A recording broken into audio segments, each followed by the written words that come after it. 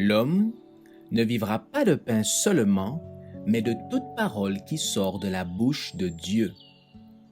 Voici votre moment de méditation quotidienne.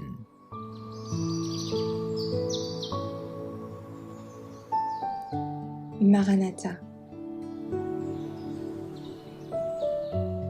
Le 12 décembre, le jardin d'Éden restauré. À celui qui vaincra, je donnerai à manger de l'arbre de vie qui est dans le paradis de Dieu.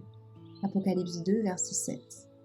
Le jardin d'Éden, dont les charmants sentiers étaient désormais interdits à l'homme, demeura longtemps encore sur la terre. Genèse 4, verset 16. Les premiers hommes, déchus de leur innocence, le contemplaient de loin. C'est là, porte. C'est à la porte de l'incomparable jardin fermé par la présence des gardiens angéliques et où se révélait la gloire de Dieu qu'Adam et ses fils venaient adorer le Créateur et renouveler leurs vœux d'obéissance. Plus tard, lorsque la marée montante de l'iniquité eut envahi le monde et que la malice des hommes fut menacée par un déluge dévastateur, la main qui avait planté l'Éden le retira de dessus la terre. Mais il sera rendu plus glorieux encore lors du rétablissement final, quand apparaîtront un ciel nouveau et une nouvelle terre.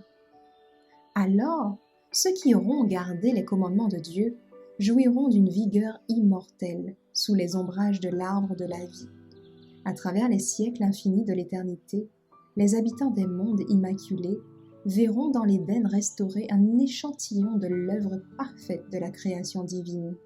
Alors qu'elle était vierge encore de la souillure du péché, une image de ce que toute la terre serait devenue si l'homme avait collaboré au glorieux plan du Créateur.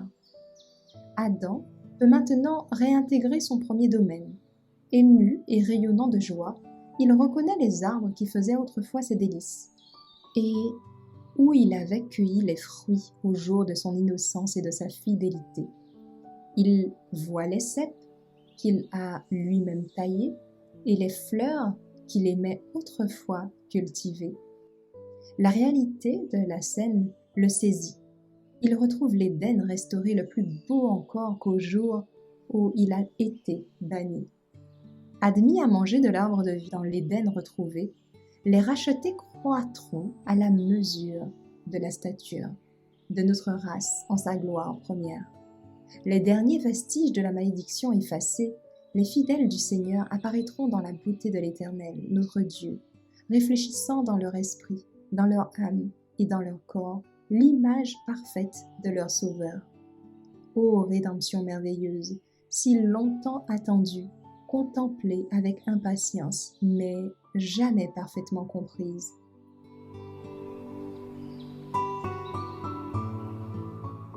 Merci d'avoir écouté cette présentation. Assurez-vous de nous rejoindre demain pour votre moment de méditation quotidienne avec lereste.org.